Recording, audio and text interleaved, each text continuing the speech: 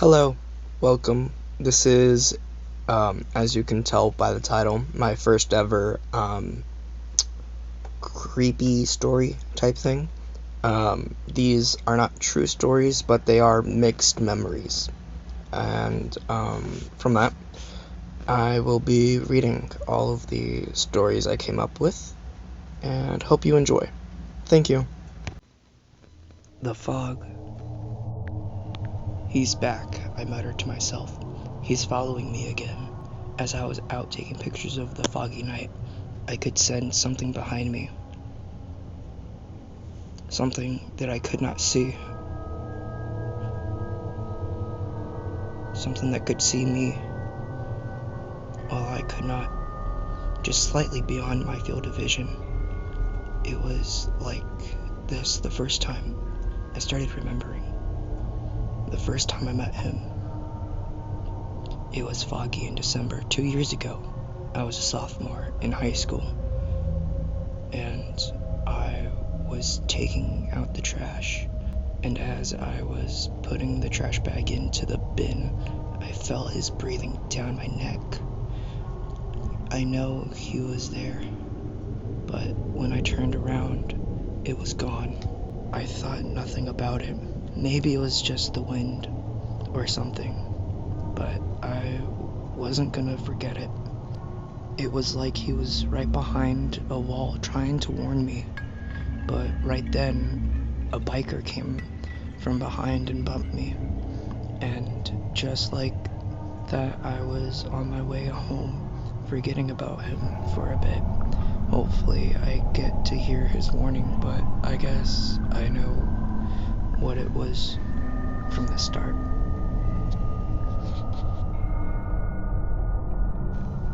The woods. I was young, about 12 or 13, and I was at the playground. I was playing with some other kids, and we lived in this small neighborhood, and it was about a mile or two from the next neighborhood.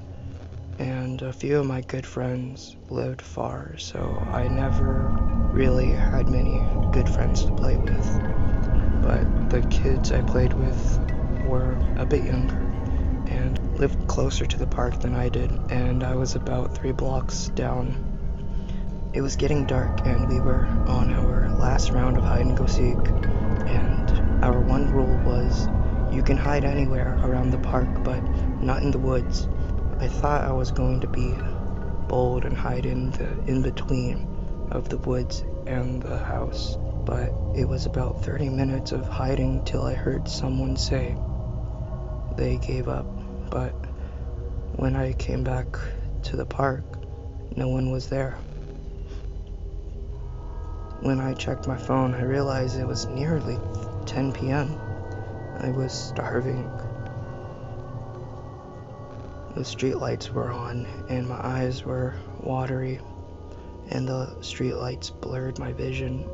So I ran about 2 blocks, and I could see my house, but there was an alley entrance that I always hated passing by, cause to the far left of me, the alley being on my right, when I looked over from where I was, I could see directly into the first layer of the woods, and to my right I could see all the way down the alleyway to the opposite exit of the alley, and across the street over the hill and into the other part of the wood. Every time I got here, it was during the day, and I would be with some of my friends, but it was really late at night, and I was out alone.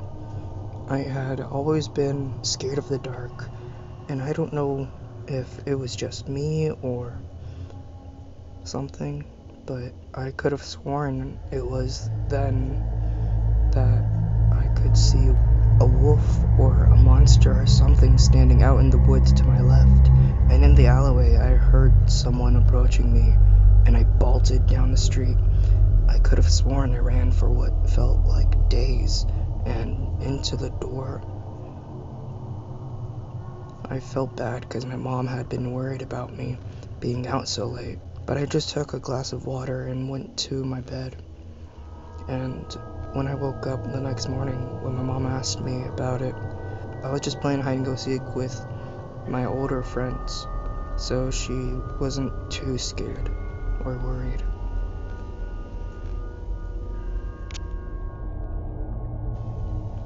Up the hill, I was about 14 and it was winter break. I was super excited because it was the first time since I was 8 that it had snowed greatly. We had this huge hill behind us, and down the block there was the beast of all beasts of hills, and it was covered in snow. Me and my friends met up at the huge hill with our sleds, and I guess we were late because no one was there on the hill, but it was before lunch. I remember it feeling like hours between each ride down because we walked to the very top of the hill. I loved this hill because during the summer I would ride my bike down the hill, which for our neighborhood was a death wish, but I was the first to make it all the way down without brakes or slowing down till the very end. Anyways, I was just at the top once more, and from where we were we couldn't see the bottom, and it was surrounded by woods and trees. This was the last ride down since it was getting dark. They said they were done and had to go eat. So since I didn't have to eat till much later, I went back up for 2 more rides. It was at the top of the hill of the second ride down, and it was pitch black since there were no lights, and me with my really bad fear of the dark, I wanted to go down as fast as possible, but I realized I could see the hospital Christmas tree from the top of the hill to my left. I was on my sled and just about to hit the peak and ride the hill all the way down to the sidewalk at the end of but just as I hit the peak of the start, I felt a push and I turned around and I saw the face of one of my friends, but something was different. No, something was terrifying about him being there because it was only a month after he had moved and it was late at night, so it was super weird. But I didn't get to think because it was about a football field's worth of hill to ride, and after I had saw him, and after that I saw him just standing at the top. No hey, no bye, no nothing. Just standing there and watching me as if he was mad that I was having fun with my friends or something. Maybe he was mad that I didn't say thank you, but whatever it was, it didn't matter because in the morning news he was gone. But my mom never told me, and I had to hear it from my friend's mom's boyfriend, who didn't like our friend group. It kind of sucked to know he was gone, but I was so thankful I got to see him one last time. Thank you for listening to these 3 short stories that I came up with. Please let me know in the comments below that you want me to do another one, or which one is your favorite. Remember to like, subscribe, and if you would like to follow any of the progress or anything else about my stories or me, you can follow me at the King of Art 116 Instagram page. I'm also on Twitter.